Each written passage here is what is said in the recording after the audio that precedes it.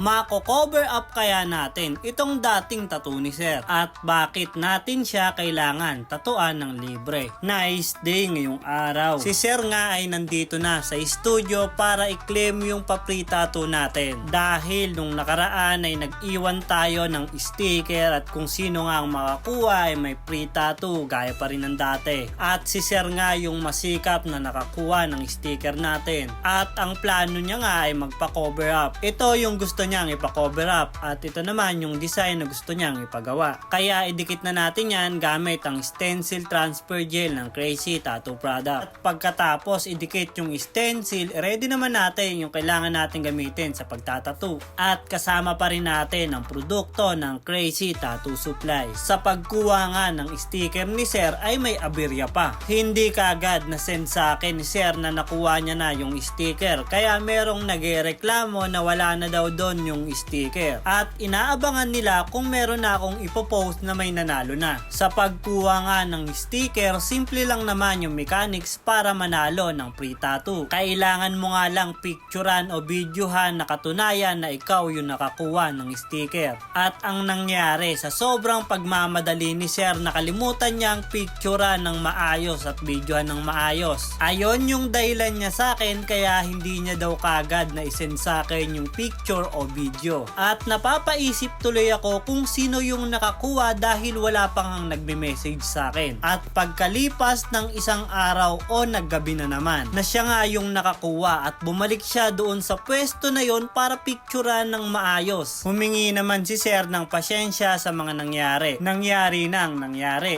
Pero ang gagawin natin ay kailangan pa rin siyang manalo at malibre ng free tattoo. Dahil siya naman yung nakakuha ng sticker kaso may problema nga lang, may aberya. Pinalipas niya pa yung isang araw bago mag-message sa akin. Paalala, kung sakaling may ganong senaryo na nangyari, kung medyo magulo yung video o yung picture, send nyo lang o update nyo lang ako para ma-update din natin yung iba na nakuha nyo na yung sticker o yung pa-free tattoo natin. Para nang sa ganon ay ma-update din natin yung iba na nag-aabang. Pero ang mahalaga ay natutuan pa rin natin si Cap ng libre. At dito nga ay nagwa-white ink o highlights na lang tayo. At halos hindi na natin nakikita yung dating tattoo ni Cap. At yung matagal na niyang pinoproblema ay nabura na. High school pa nga lang daw yung natatuan si Cap. Ayun nga rin daw yung pinakaunang tattoo niya. Respeto sa dating artist na gumawa at rest in peace na rin. Kayo rin ba? Meron ba kayong tattoo na gustong ipa-cover up o ipa-enhance? Yung tipong kailangan na talagang mabura dahil laging pinupuna. Gaya rin ba kayo ni Sir na gusto na talagang mabura yung dati niyang tattoo? At hindi na natin to papatagalin. Ipapakita na natin kung ano yung kinalabasan sa ginawa nating tattoo kay Sir. Linisan na natin gamit ang foaming soap ng Crazy Tattoo Product. At eto na yung kinalabasan sa ginawa nating tattoo. Ito yung dating tattoo ni Sir na gusto na niyang mabura. At eto na yung bagong kinalabasan ngayon. Dahil sa pa-free tattoo ay na-cover up natin yung dating tattoo niya. Ikaw, gusto mo rin bang maayos yung dati mong tattoo o gusto mo lang ng free tattoo?